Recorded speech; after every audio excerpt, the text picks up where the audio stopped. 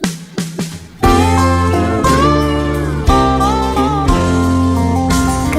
razele cad din zor mă trezesc, aș vrea mamei mele să-i mulțumesc.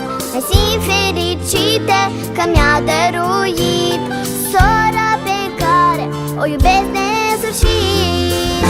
Nici mii de cuvinte nu pot exprima ce dulce și ginga și e sora mea.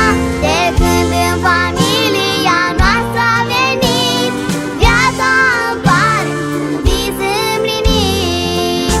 Mereu curioasă, dar cu caracter, o mică minune e într-adevăr.